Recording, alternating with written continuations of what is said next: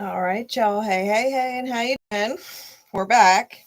So it is 1:30 in the morning, real time, where I am. And well, I'm live as spirit would have it.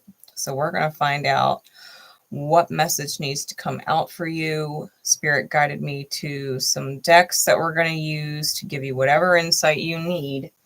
But first, it would not be me live doing readings if we didn't have Pineapple Charming. So for those of you not familiar with Pineapple Charming, he is a discernment pineapple to help you figure out what readings are and aren't for you. Not every reading is meant for every single person, especially collective messages. So if it is not your reading, please do not force it to fit. If any of the charms speak to you, resonate with you in some which way, shape, or form, it's synchronistic for you, then there is something in the message for you. Whether it is the message in its entirety or just one thing I say that just clicks and you're like, that's why Spirit guided me to Grace right now in divine time for this message. So we're going to get just a few charms for you guys to see what comes out. Everybody else, just take the message how it resonates. If you trust your discernment and you don't need the charms, then you don't need the charms, and that's fine. All right. Spirit's telling me more. Let's see what else. Okay. Thank you, Charming. Always a pleasure. All right. So we've got our angel wings. These are rainbow angel wings. So I always, whenever this charm comes out, it reminds me of the LGBTQ plus community. So you may have an earth angel in that community. You may know someone who's passed away in that community. Okay.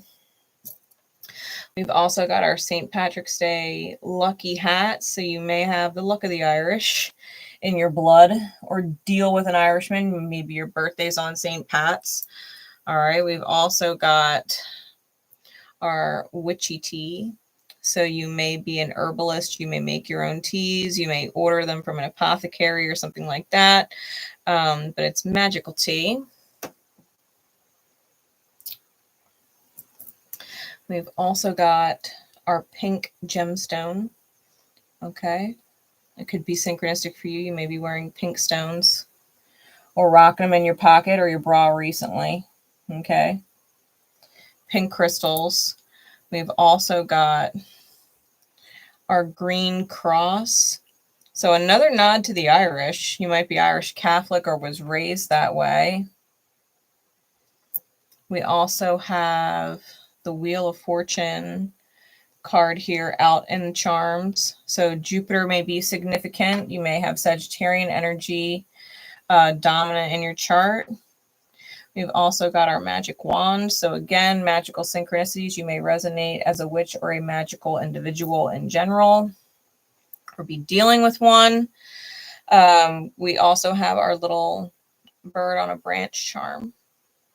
So you may be outside listening to the birds. You may be a bird watcher.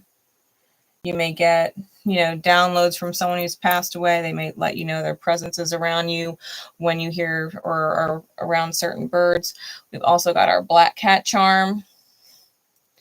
Could possibly be another nod to the witches. All right. So shout out to y'all. Thank you for watching the channel. Appreciate you. You may own a black cat. We've also got our pink heart with wings charm. So it may also be a female who's passed away. Someone might be trying to get a message across to you, which is why I'm guided here at 1:30 in the morning. God knows it is damn near the bewitching hour. We've also got our astronaut. So a nod to Aquarian energy. You may be watching a lot of space reels or shorts as of late. You may just be fascinated with the cosmos, much like myself. We've got our camp charm. So you may be camping out lately, especially with the weather breaking. You could have some memories with this person if there is someone from the other side crossing over to try and get a message to you. You may have a memory at camp with them. We've also got our motorcycle charm, right? Motorcycles may be synchronistic for you. candy cane as well. So maybe holidays might be significant. You might have a very specific memory with a candy cane. Okay. We also have our feather charm.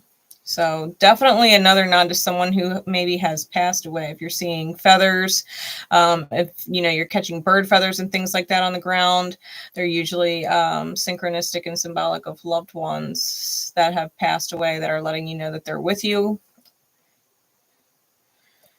We also have our black and white seashell. We also have the rose. This is one of my Beauty and the Beast charms.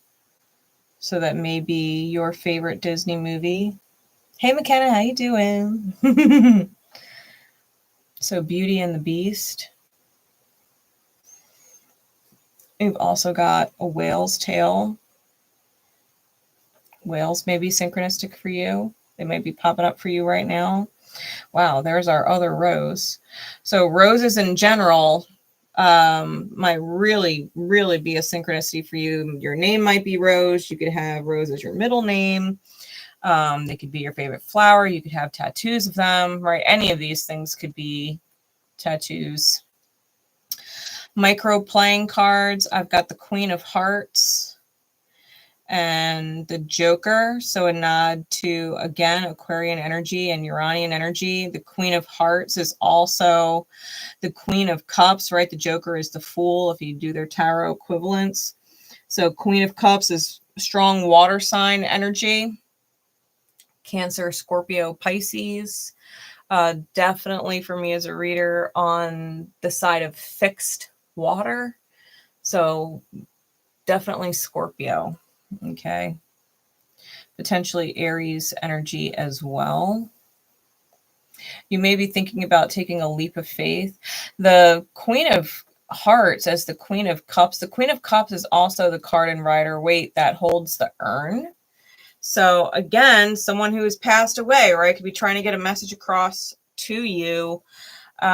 Big time. I pull from the thousands of charms that Pineapple Charming has, and to get that many nods to someone who's passed away, you could definitely be having someone who's passed away trying to get a message across to you. Let's see. We have some zodiac signs here.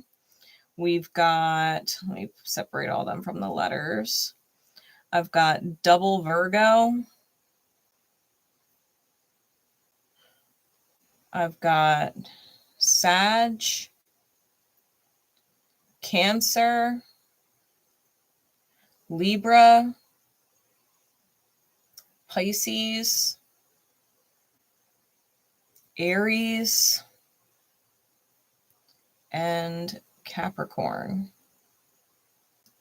All right, they could be very significant for you or the person who might be trying to get this message to you for a reason. All right, letters, I got blue and I've got pink, and they are both M. M. Okay. Initials may be M. You and them might also share the same initial.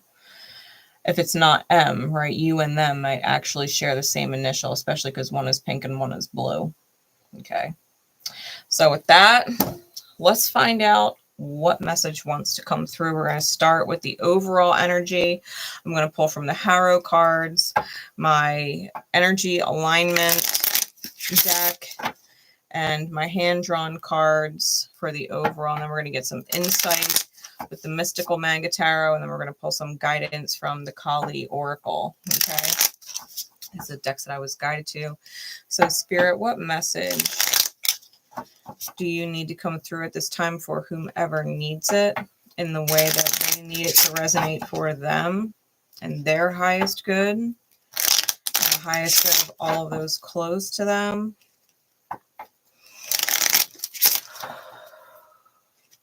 Why would you guide me live at 1:30 in the morning? Let's see what's going on. Thank you to everybody who drops likes. I appreciate you. We're in this forever battle with the algorithm, and it always helps. So thank you, especially if you're leaving comments too. Really, really appreciate it. We've got the cricket.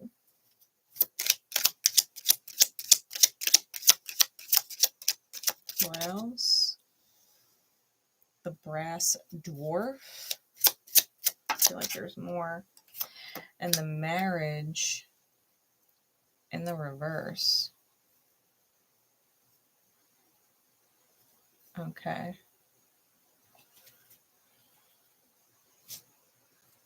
Okay. Let's get all these cards out. What's the energy alignment of the cricket?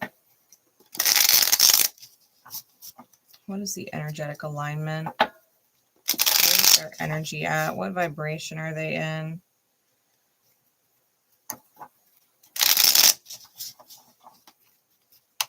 Insight into the cricket's energy, please.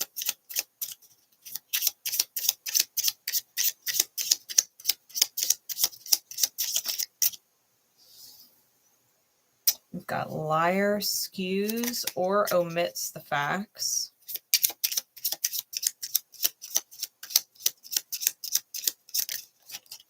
Ooh, and we've got lazy. All right. Let's get some insight into the brass dwarf. We've got sensual and selfish. And insight into the marriage, please. We've got adventurous.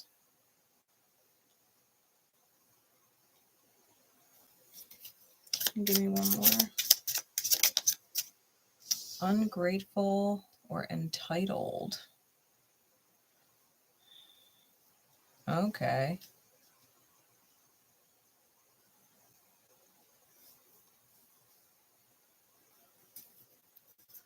Loving and lovable is on the top. With intentional manifestor under that. All right. Clarify further the energy of the cricket, please, for the overall. With liar and lazy.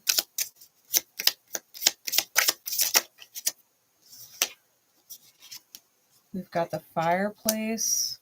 Well, that's definitely omission. And the cauldron.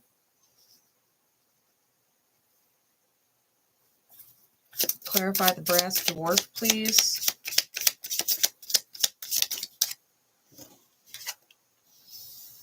We've got the starting line and sonar. All right, and clarify the marriage reversed further, please. What is the energy surrounding that? We've got the comet and the open door. All right. All right.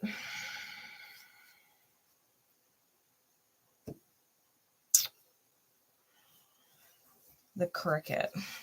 Now, I said this earlier, well, technically yesterday, but there's always two people in relationships that make up the partnership, right? So there's always three energies in a partnership, the two individuals and them as a unit. So I feel that maybe this might be the energy of the dynamic ship between these two characters here. So we're going to see what all of this is. The cricket. The alignment is neutral good. The cricket is a grig, a creature whose mind is as quick as its body. It represents speed and quick passage. Although the cricket is commonly associated with travel, the peach it sits by represents treasure at the end. If misaligned, the journey will go poorly and the treasure will be one that is lost rather than found. So whoever this person is, they're probably very quick-minded. They are probably rather intelligent. And if they're not book smart, then they're people smart, right? Survival smart. With liar and skews or omits the facts and lazy.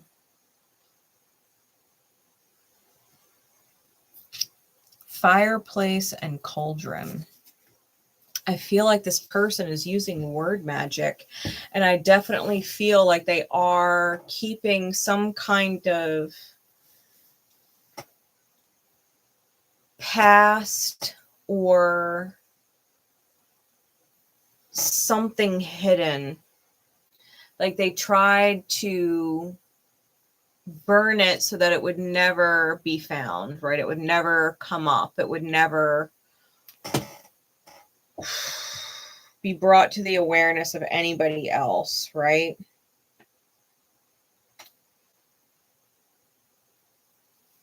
Someone,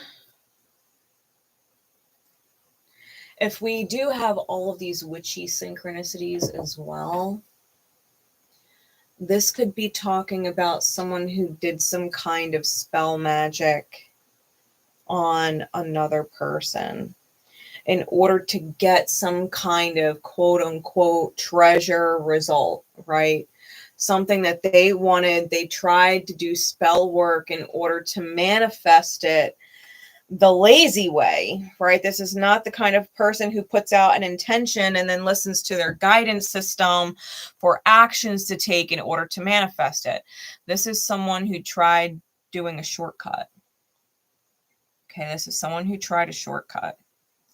And whatever they got their shortcut to or tried to shortcut to, because they're misaligned with the shadow cards, I feel like they're going to lose whatever treasure they manifested because they were not in alignment for it. So even if they brought it in with their belief system, right? Even if they brought it in to the manifestation, their energy is not in alignment to keep it. That's why they didn't align with the manifestation the way that the divine handles manifestation in the first place. Hey, Shockproof, how you doing? Long time no see. We're going to get more insight into that energy in just a bit. Now, the brass dwarf is a lawful neutral card. So this is a good align. It's neutral good. So they probably did it. I'm hearing naive. I'm hearing naive. This person didn't do anything maliciously. They just tried to shortcut their way there and are not divinely attuned to how energy and vibration and manifestation, universal law, like actually works. Okay, so this person is lawful neutral, their alignment. It says the brass dwarf shows an Azure who represents invulnerability to a current danger. Although others might fall, he remains hale and strong. The brass dwarf can also mean a failure or a dark fate for one, which in turn might save all others around him from a greater danger. So this person, especially with sensual there, this person probably had some deep healing to go through. And dwarves are known for their riches, right? So this person here may have had some kind of attraction to this person, and this person may have manifested this person into their life, right? There may have been some kind of spell work done, some intention set, and this person showed up in that person's life. But this person is I'm feeling like they are, in fact, the treasure. And this person is not going to be affected by that person. Okay. Whatever magic this person did, whatever intention they cast, and tried to bury it like it never happened, right? They put it in the fireplace, so to speak, so that no one would ever know that they cast this quote unquote spell. Okay. This person showed up as the manifestation to it.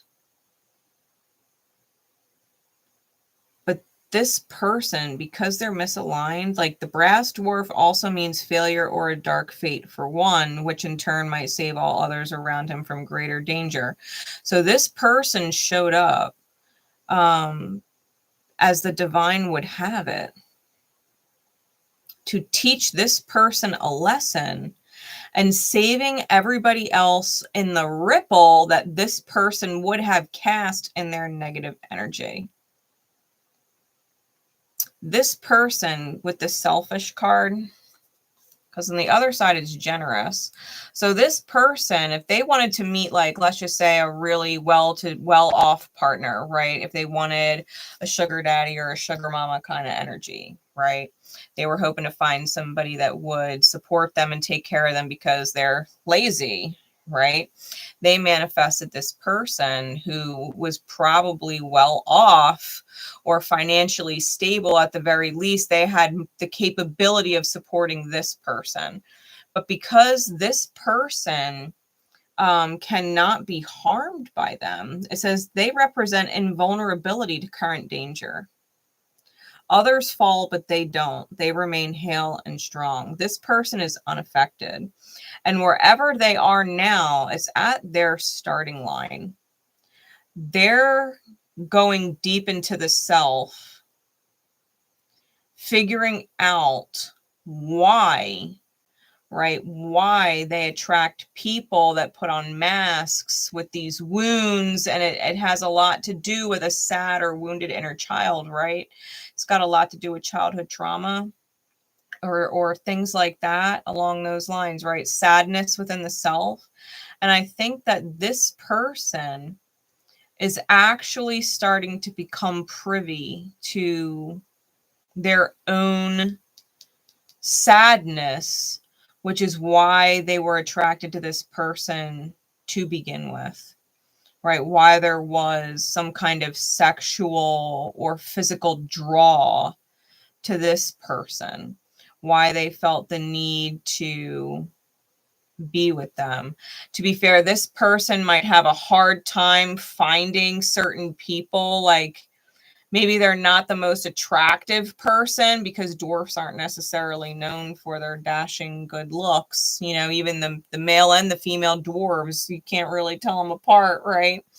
So this person might not necessarily be attractive, but if they've got money or they've got some kind of financial stability, they might have been selfishly looking to exchange it for sensual energy, right? They wanted something sensual. They wanted someone who would make them feel good about themselves, who would be affectionate or warm with them, right? Someone who could bring in that very human connection that we have that's a little bit deeper, right? So this person may have been in it with this person for selfish reasons, but if this person's lazy, lying, or skewing the facts, or just wanted this person for stability and doesn't want to reciprocate, right, whatever this person wanted in return, right, the sensuality, that might be where there's a disconnect, right, with these two. I think that regardless of gender, whoever identifies with who, one person was more well off and one person was looking to take advantage of the other in some which way, shape, or form, and it's not genuine. It's not a relationship based off of genuine connection, genuine interest, emotional or psychological intimacy. It was probably very on the surface, codependent, kind of get our needs met type dynamic. One who definitely put some kind of quote unquote spell on the other. And to be fair, even if this person didn't do it in this life, you know, they don't identify as a witch or warlock or whatever people identify as, they may have in a past life. They may have in a past life. And so this person was drawn to them this time around because there was some kind of unfinished business. And this person burned it thinking, you know, it would never be figured out. Whatever this person did, they thought they did it in secret and it would never be figured out. But if you watch my channel and you follow me here, then you know the divine doesn't miss a beat, right? Just because someone doesn't see it or know doesn't mean that, you know, you're getting off scot-free from it, because the divine sees everything. Your energy says everything. When we hide things, when we omit things, and there's this underlying secret, buried guilt, worry, doubt, whatever, insecurity, it bleeds through in your energy. That's why this person's in shadow, right? Doesn't matter what mask or word magic manipulation they pull over anybody else. So the marriage in the reverse. The marriage is also lawful. It's lawful neutral. And it says the marriage can be a union of people, ideas, kingdoms, or other distinct things. The progeny of the salamander and the water weird shows that a union might bring forth new power from both parties, or it might just be a ruinous joining of that which should never have been united. Once wedded, the two cannot be parted. This is a card of permanent change. And I think it's interesting because if you look at this card, right? You see the little child that they have there in like the astronaut suit? We had that come out in the charms, right? We had our astronaut charm come out here. These two are very different people. Very, very, very different people. And it's misaligned. So they're on an adventure with each other for sure, but they're not grateful for each other. They feel entitled to each other. This one feels entitled to whatever stability this one provides. And this one feels entitled to the intimacy, the sensuality of this one. There's entitlement there. And if one is being selfish or stingy and not giving up all of the stability that they have whenever this person wants it, they're ungrateful, because they're not getting everything that they want from this person. And this person's ungrateful for that one because, you know, this person isn't giving them the sensuality that they want. So you're dealing with a relationship, you're dealing with a marriage, right? A union of two people that are having a really difficult time separating because there's codependency and wounds here and some kind of spell work at play. I got way too many like witchy synchronicities with the charms. So, you know, this is going to be really specific for some people. But these two are not grateful for each other.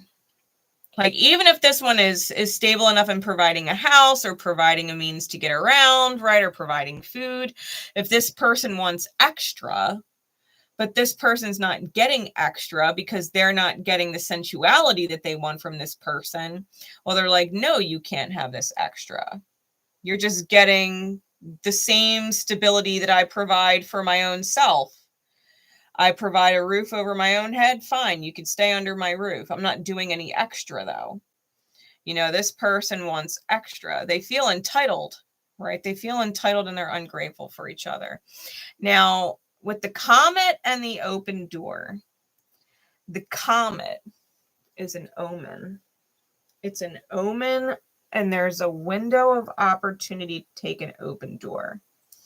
So if there is, in fact, some kind of healing going on, especially with the brass dwarf, because they're not affected by this person. This person came in as a manifestation to help, I feel like, teach that one a lesson, but also learn their own at the same time. I feel like there's an opportunity for someone to break out of whatever quote unquote curse this intention ended up being for the two of them. Because it's definitely, it's not a happy dynamic, right? It's very codependent and manipulative, filled with shadow, right? There's no gratitude here. They're probably, you know, both people in the dynamic as individuals are unhealthy, and it's creating the unhealthy union between the two of them. Someone needs to heal. And I think the dwarf, just going off the cards, probably has the best chance at getting out of this situation. And to be fair, if there are other people connected to them, like children or friendship circles, I think letting go of this person would end up benefiting everybody else around them, right? Because the brass dwarf was talking about saving the others, right? The brass dwarf can also mean a failure or a dark fate for one, which in turn might save all others around him from greater danger. It's going to benefit more than just the dwarf to leave said person, okay? Let's get some insight into what this looks like. Really, I just noticed on the bottom of the Harrow cards, we've got the big sky and the chains are breaking. The chains are breaking. And the other one is still in cuffs. Look at that. One is still in cuffs. One is still in shackles. And the other one's, the chain is breaking. Wow. Wow. Yeah. This. All right. Sure, my deck is in the upright. Let's see what is going on. What might come of this, right? Because if you're in this dynamic ship and it resonates with you, then you already know really what's going on. So what could potentially come of this? What does the highest aligned path look like? What does the highest aligned path look like? The highest good choices that can be made. What does the highest good path look like? How does that play out? Insight, please.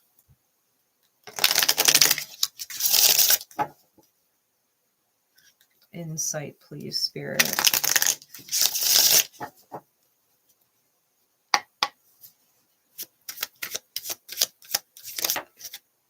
We've got the Queen of Wands.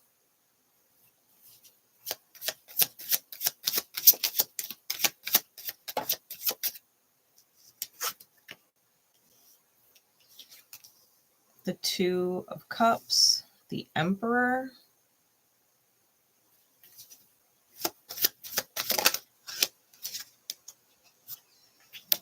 Four of Swords. There's the Queen of Cups. We knew she was coming out. She came out in the charms. Someone's going to lay this to rest.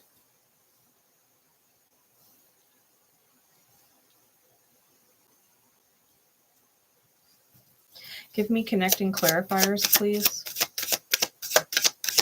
Give me connecting clarifiers, please, Spirit.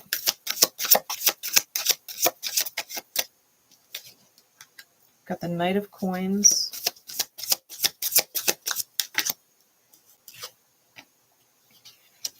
The Moon. The Seven of Coin.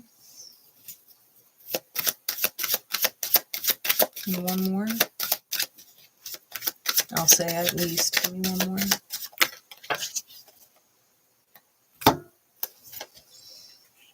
The Nine of Coin and the Hanged Man. Okay.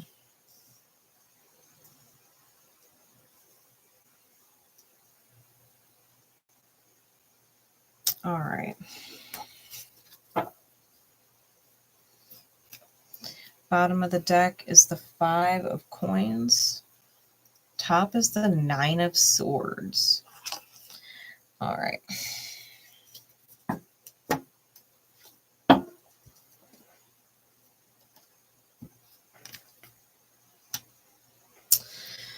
All right. So it's a nightmare, no lie. One person is freaking out over being impoverished. And they're the ones, the death card under that, they're the ones that are going to get the reaping. That's this cricket right here. And then the 9 of swords is the other one. They're in the fucking nightmare with this. They are in the nightmare with this. They're waking up. Whoever the brass dwarf is. Best case scenario, they have an opportunity like a comet, like getting that sign from the divine, like catching the omen, catching the synchronicities and be like, I gotta be out. And someone is freaking out because now they have no money or they have no stability. And what are they gonna do? It's like, well, maybe you shouldn't have been a lazy lion piece of shit. You know what I mean? Like, come on now. Come on now. Queen of Wands with the Knight of Coins and the 2 of Cups. This has been a really slow manifestation. And if it was magical, this person absolutely did do it for money. That's what the manifestation was for. They wanted a soulmate to take care of them financially, but they didn't want to grow up. That's the illusion here, right? This is the illusion or the spell they're placing on the Emperor. But it's almost like the brass dwarf, the Emperor is making them work for it. And they're fine with that decision. They know that they're good on their own, right? And they're willing to lay it to rest and see things from a different perspective. This person's going through a healing. Whoever the high masculine energy is, male or female or something in between, doesn't matter. Whoever is in their masculine energy, whoever is in the provider energy, whoever is in that self-secure, I know myself, I know my worth, or I'm learning my worth energy. I think the Queen of Wands, whoever the cricket is,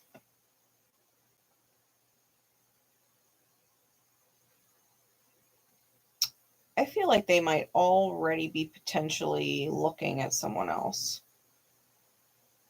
or humoring the idea, even if they didn't cross any lines yet, like hard lines. Because emotional cheating, that's a whole nother story. But this person hasn't, I don't feel like they've been physically unfaithful, at least not yet. But they're humoring the idea of another person. Because I feel like they can almost feel the healing of the brass dwarf energy. The high masculine energy. They could feel the pull away. They know that they're not stepping up to the plate and it's only a matter of time before they lose the brass dwarf. The marriage is upside down already. The union's upside down already. I feel like the cricket's trying to find their way out. I don't think they're going to, if I'm going to be completely honest. Because the downfall is going to affect one. And I think that the cricket is going to take the big hit for their inability to step up and heal and be a better version of themselves. They're trying to avoid their healing. They're not going to get what they thought they asked for. If they asked for abundance and stability and to find a counterpart or someone who would bring that in for them, right? Sugar daddy, sugar mama energy. They wanted to take advantage of someone who is, you know, quote unquote, less than them or less attractive than them because they had money. The the cricket's going to take the loss. It's going to be a big time lesson for the cricket, because I don't think you get what you wish for, but not in the way that you think, right? When you ask the divine for certain things in other people, the divine reads that in your vibration and says, okay, they want this energy, right? If you wish for a stable partner, a financially capable partner that can provide you with the life that you want, Spirit, the universe, registers that as, okay, they want to be stable and they want to take care of themselves. They want to be able to support themselves in the lifestyle that they want. So they bring in someone to show them, right? Because people mimic. Babies, children, they mimic the people in their life. Adults are no different. We mimic. We can't do what we've never seen, witnessed, or had as an example. So the universe manifested the dwarf to show the cricket, this is how it's done. See the dwarf, see how they're stable, see how they have enough money to provide for the lifestyle they want. Now you do it. See how they do it. Now you do it. Mimic, integrate this person's strengths that you wish you had. Become the strengths of the brass dwarf. The universe showed the cricket the brass dwarf so that they could learn by witnessing someone who has the qualities that they asked for, so that they could become those things.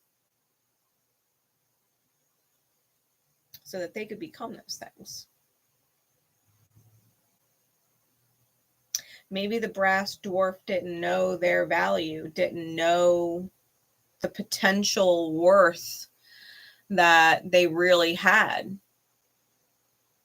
But being around someone who's ungrateful and feels entitled to their energy just for, being more attractive or some shit, it's like, well, they're starting to really see their worth. And they want more than just arm candy. Whether you're a, not so attractive man or woman, if you're making good money and making good money lands you a good looking person, and you're like feeling good about yourself because you got a really hot guy or you got a really hot girl or whatever on your arm, and you're taking pictures next to this hot person, well, it doesn't really mean much if they're not intimate with you, they're not sensual with you, they're not taking care of any of your needs, they're lazy, they're lying to you, they're omitting the truth. Like, you're worth more than that. Looks are on the surface. Like, it's all well and good and great if y'all are, out there being good people and attractive people. But looks are so surface. It is like the least important thing. And if you're one of those people that like, no, looks are so important. Like, what happens when they get old then? And the looks are gone. Then what's left?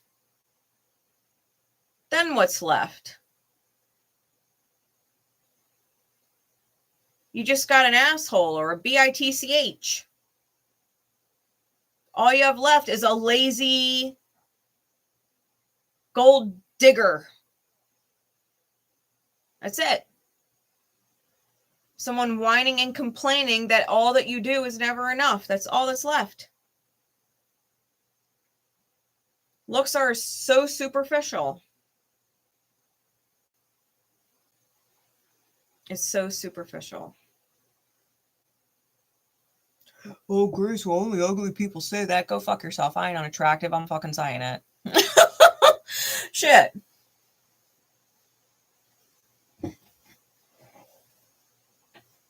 I think it's ridiculous. The best case scenario, the brass dwarf wakes up. and steps back and realizes that what they have, even if it's not the full 10 of Pentacles, right? Even if they're being reasonable and they're like, you know what, maybe I'm not the most attractive person in the world, but you know what, I've got 7 out of 10. And that's a lot compared to this person who's just got 1 that they took off their mommy or their daddy. Right? This person takes from other people and they never grow up. I worked hard for what I have. I worked hard for the 7 that I have. And they really think on that. And after they think on that and they separate their energy and they collect their mind, right? They go through the 4 of Swords, which is that inner meditation. It's that inner focus. It's that rest and regroup, right? That mental rest and regroup. They're like, you know what? Fuck it. I'm a 9. I'm a 9. They're like, you know what? I'm not even a 7. I'm a 9. Value? I'm a 9. I'm a 9 out of 10. I'm better off on my own. And the Queen of Cups lays it to rest. They'll always have a special place in their heart for this person because this person is the fucking thorn that taught them just how valuable they are. Being devalued so bad actually brought them into the awareness of just how valuable they actually are. And they go through the awakening, the spiritual awakening, the evolution. They continue to go deeper. They continue to go deeper with the Hanged Man. The 4 of Swords and the Hanged Man. The Hanged Man is like an evolved major arcana of the 4 of Swords. They go through this divine acceptance, this divine surrender. They surrender. What comes after the Hanged Man? Death. It's the transformation. It's the ego death. This person, whoever the brass dwarf is preparing to let the divine humble them so that they could walk through the open door. The universe said, brass dwarf, whoever you are, I'm going to humble you and show you that you are more valuable than you thought. You are more worth it than you thought.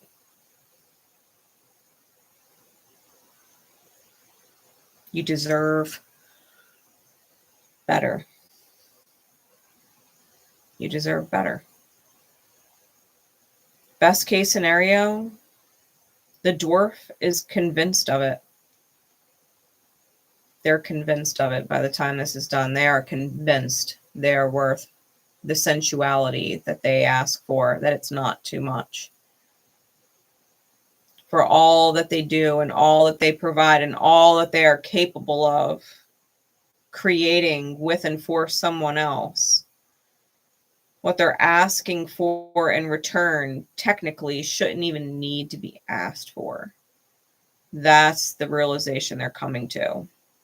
They shouldn't need to ask or beg or feel like they're being breadcrumbed, or that being intimate or sensual with them or close and intimate with them is like an eye roll fucking chore. Like they don't want a person who feels burdened, like being intimate with them or close to them. Just physical touch is a burden. It's asking too much. Like that's messed up. Like they might not even, like sensuality, they might not even want to have like crazy sex all the time, right? They just might want a back massage. Like maybe they work their ass off and they just want someone to rub their fucking shoulders while y'all watch TV. And give little kisses on their cheek or something, you know, like sweet, sensual stuff. They're not asking for much. It should be a no-brainer. It should be automatic. It's not something they should feel like they have to ask for. It should be like, it should be automatic. They want a partner where sensuality and affection and closeness and intimacy is automatic.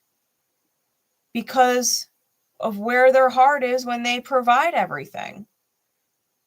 They're providing everything for said person because they care about this person. If they're good on their own and they bring this person in and this person's not improving the quality of their experience, well, they're good on their own. They don't actually need this person in their experience. They're good on their own.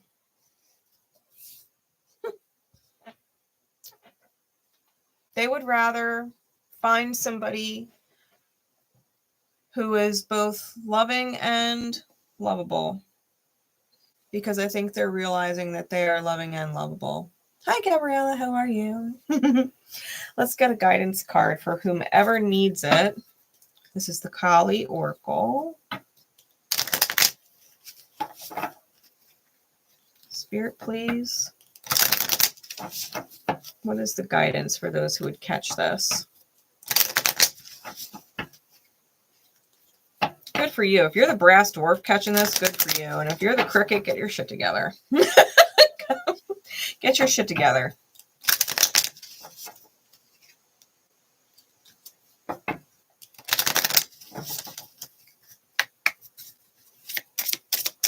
Start mimicking, right? Start integrating the strengths of the dwarf. That is what you asked for. Guidance, please. All right.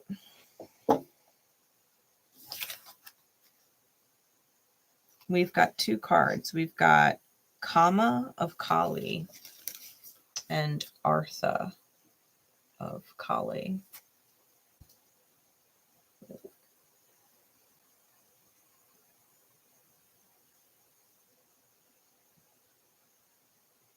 So we're going to read a little bit.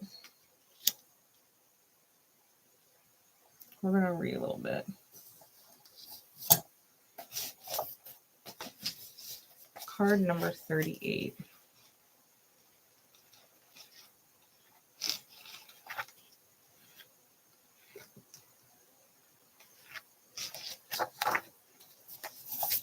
Kama of Kali.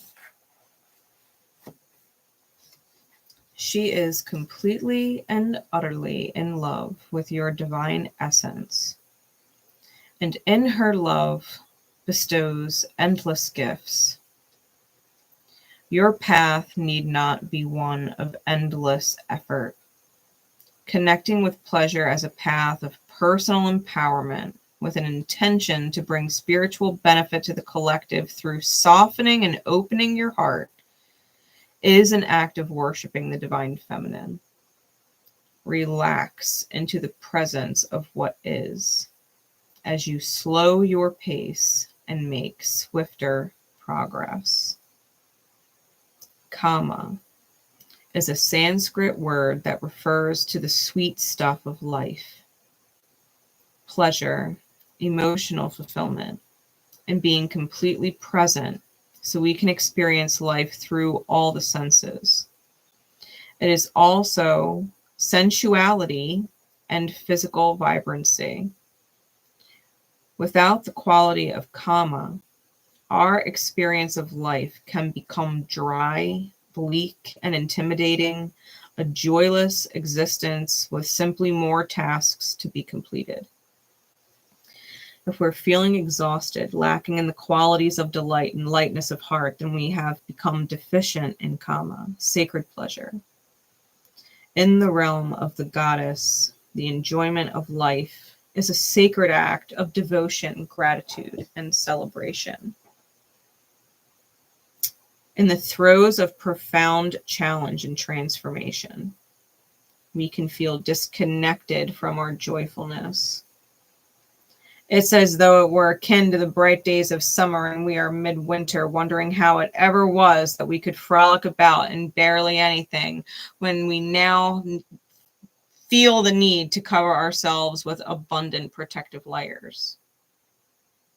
This is to be expected during times of intense suffering when we are dealing with an issue that has elicited grief or anger.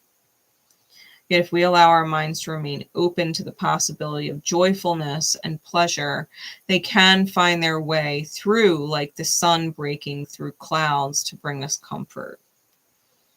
This oracle can indicate not only a more pleasurable way of being as a part of your future, but also an offering of pleasure now, even if you are struggling to ease the strain and make the way easier overall. If we have a complicated or confused attitude toward pleasure, the natural need for it can be denied or repressed. Yet it will not disappear.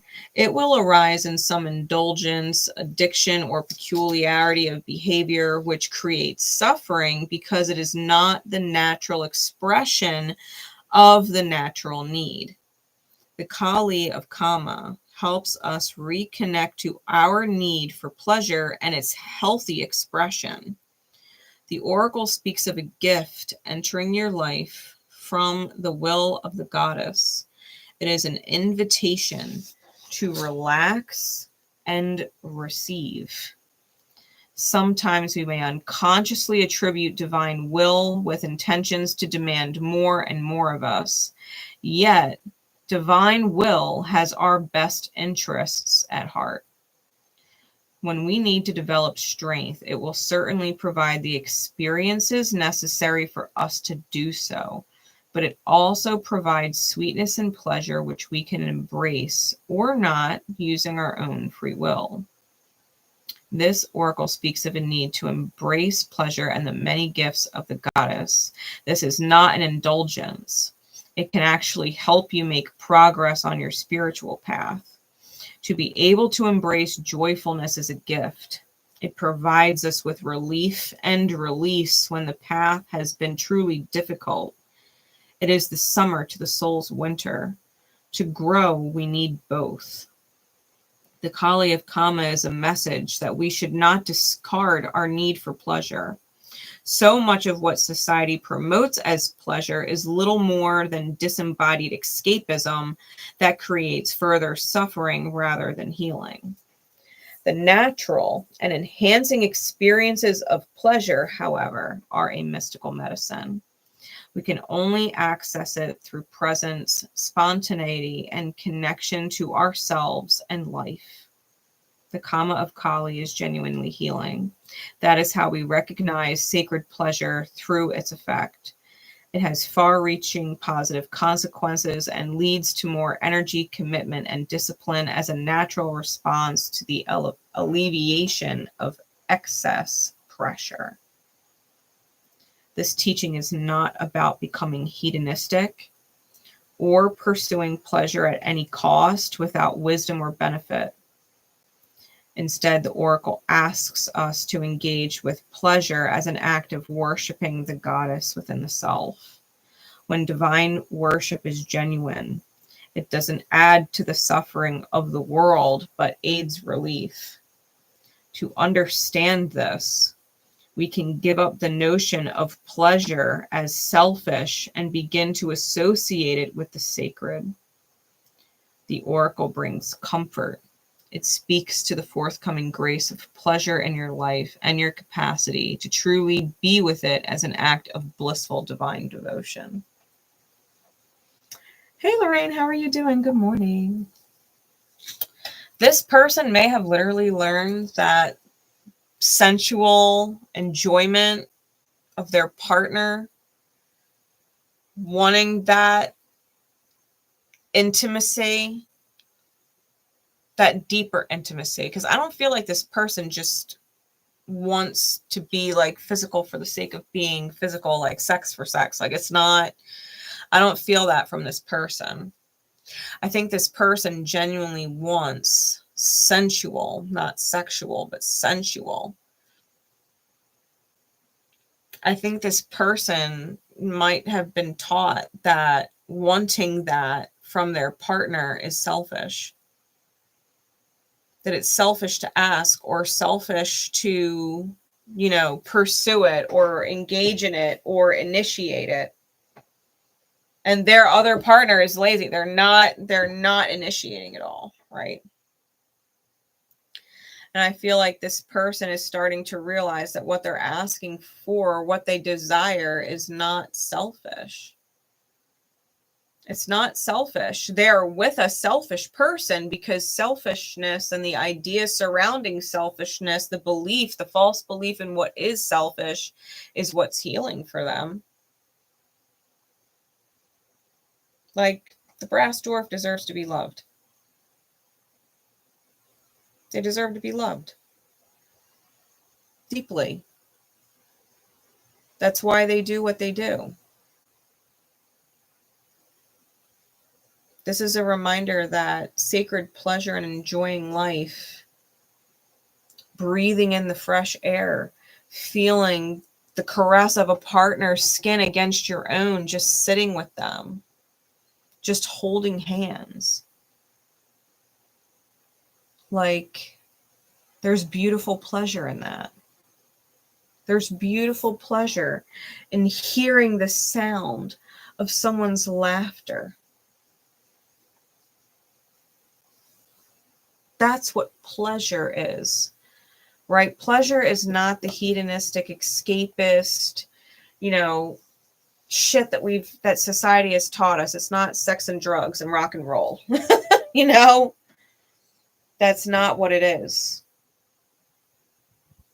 Pleasure is in the present moment. It's in the beauty of the experience that you're having. I was teaching my son that the other day because he was like, well, why are we planting a garden in the back if we're just going to move one day? And I said, why would I not enjoy the beauty of a garden just because I'm moving? Someone else will get to enjoy it too after I'm gone. And I hope it makes their day better looking out the window and seeing it pretty back there. Because it's depressing when it looks like shit. It's the beauty in the moment. I've been going outside and enjoying listening to the birds sing, listening to their chirps throughout the day. The pleasure, right? It's about the five senses. It's about what we hear and what we see and what we feel and what we taste and all of those things.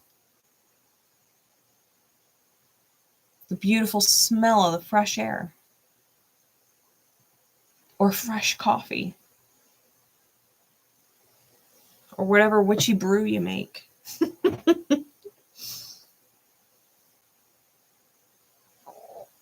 Life is meant to be enjoyed. And if you're so caught up on the things that you're not grateful for, then you got to let go of what you're not grateful for so that you can welcome in what you can be grateful for. You can't force yourself to be grateful for a situation that is not enjoyable. Well, I'm lucky that they're with me. Why? They're awful. You are not that lucky. What, because they're more attractive than you? You're lucky that they're with you? They're even with you because you're so ugly. Like, stop. Stop. You're a beautiful person on the inside and you've got a great caring heart and you're willing to provide whatever you need to provide to have the life that you want with the person that treats you well. Well, then you should be doing that. And not feeling like you're never going to get anybody. Like, you're worth more than that. You're worth more than that. 𝗚𝗚𝗚𝗕𝗏. Card number 36.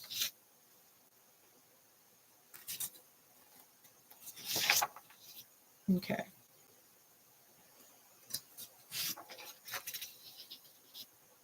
𝗚𝗚𝗚𝗕𝗏.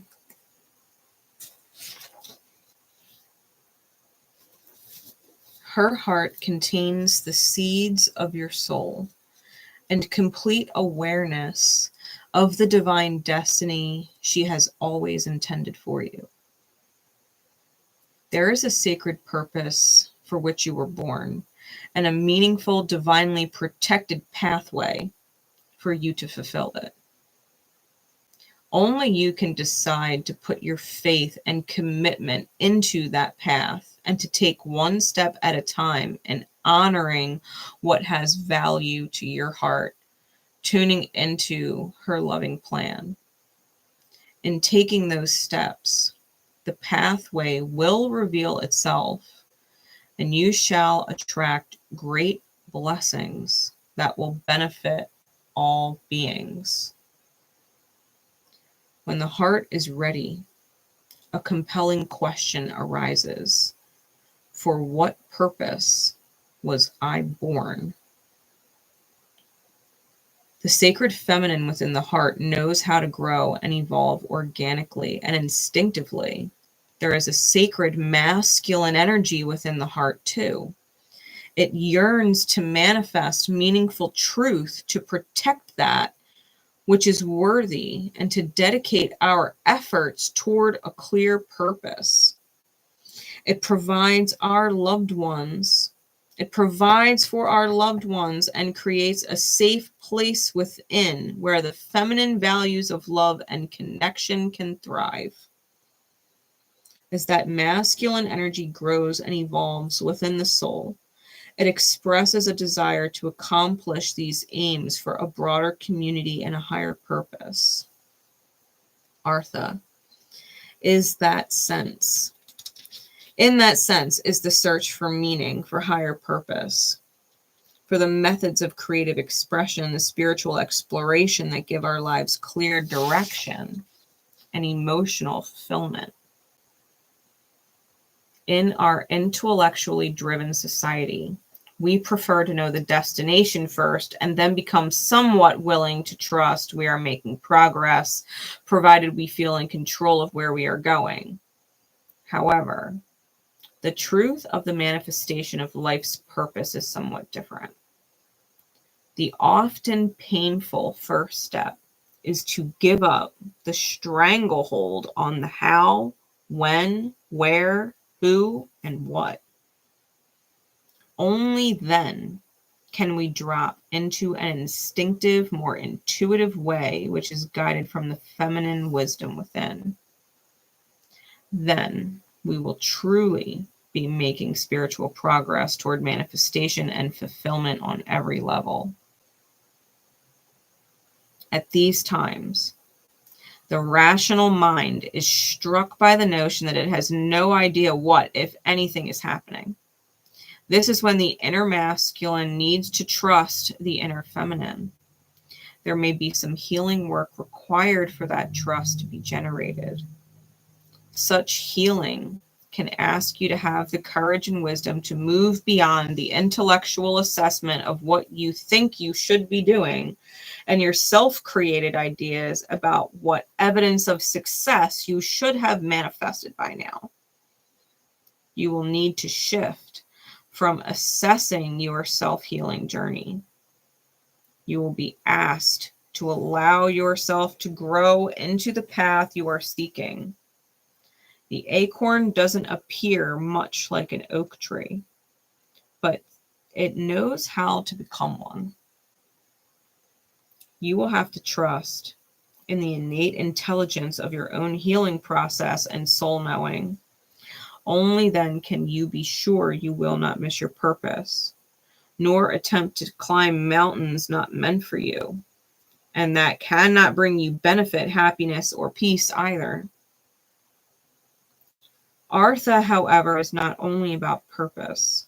It is also about the capacity to accomplish our tasks and the means necessary to do so.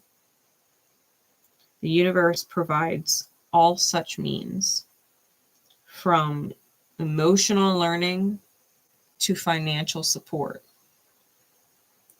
To be able to relax and receive such generous grace, we must be on our authentic path. We must be on our authentic path and may also need to resolve painful experiences that have taught us to distrust. Many people have a complex set of beliefs about emotional and material support. These are largely inherited, often not particularly functional, and yet adopted without reflection. And we can struggle to realize that we can choose whether to hold on to those beliefs or let them go in favor of a different, perhaps more generous, kind, and favorable viewpoint.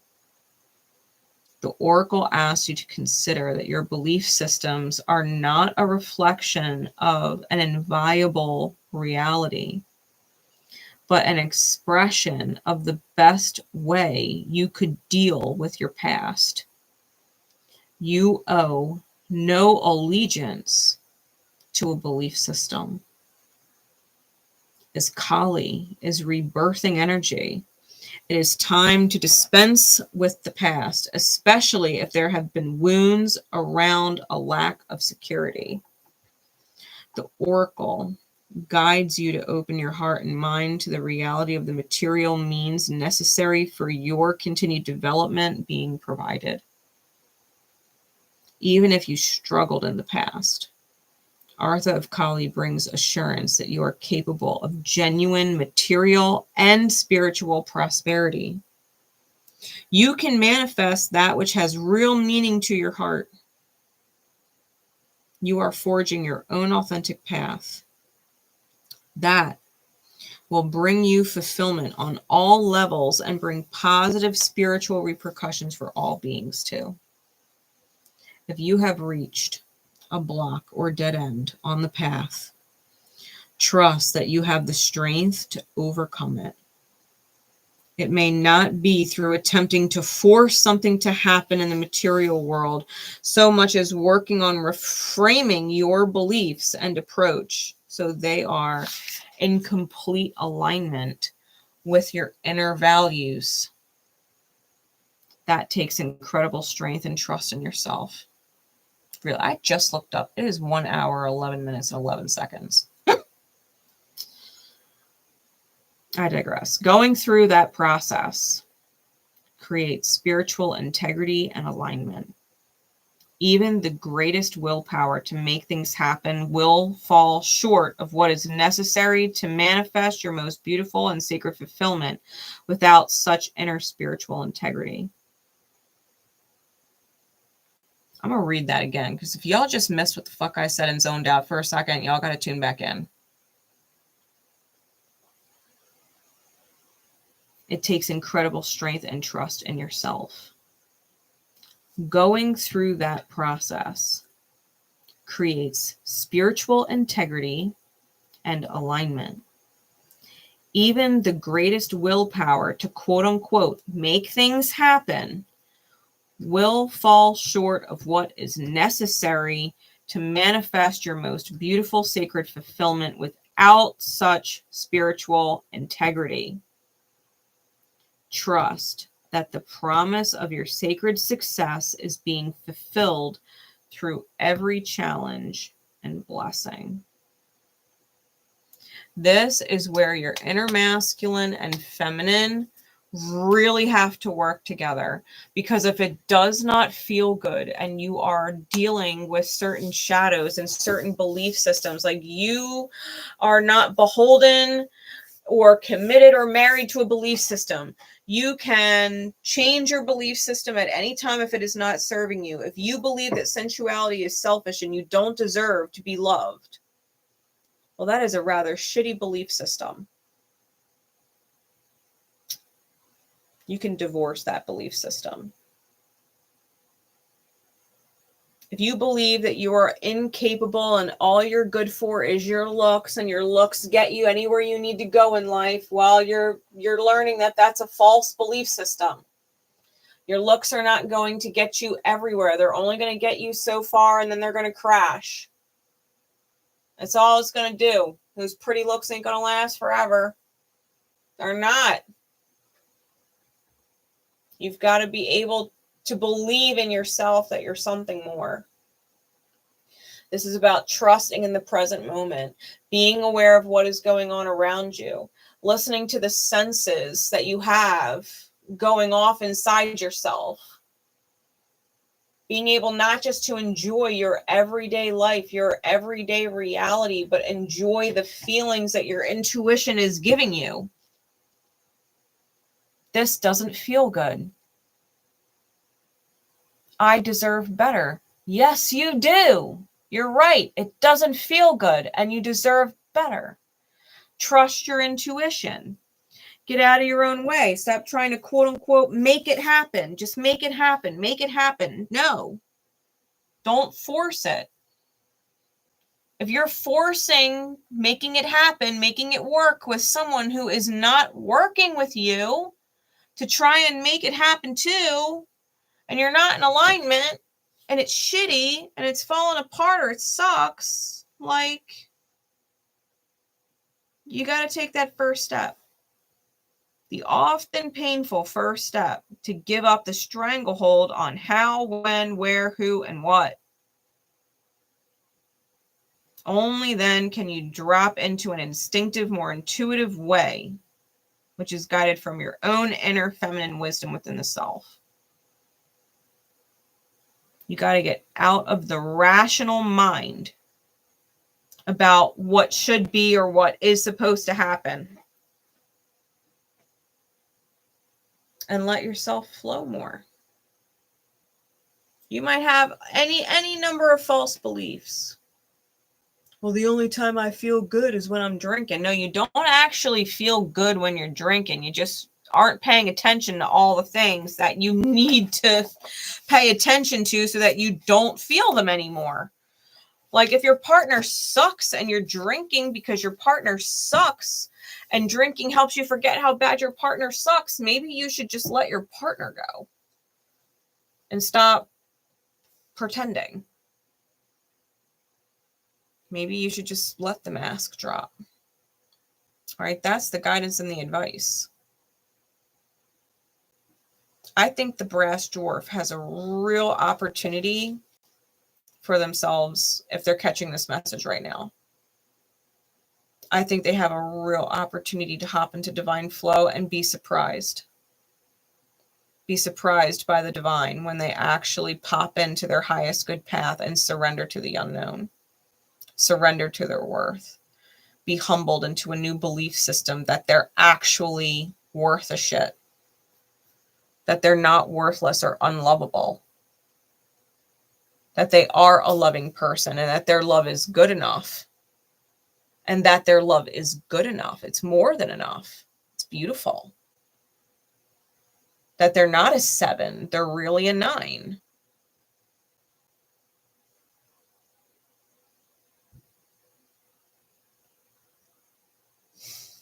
The cricket. Prayers to the cricket. Because they have the same door of opportunity to heal themselves and ride the comet. They're going to have to do it on their own, though. Because until they start to hold some kind of value outside of like the surface and the superficial, until they actually create value, they're only a 1 out of 10. I don't care how attractive they are. They're a 1 out of 10. Looks are just 1 point out of 10. Just 1 point out of 10. If they've got nothing else going for them, nothing, well, then they're a 1 out of 10. That's it. They got to work on building the rest. They got to work on building the rest. So hopefully you guys enjoyed the message and that it came through in divine time for whoever needed it. And I look forward to you guys subscribing and dropping likes and leaving me comments because I love interacting with you guys when you do leave me that kind of stuff. And I'll see y'all next time. Take care.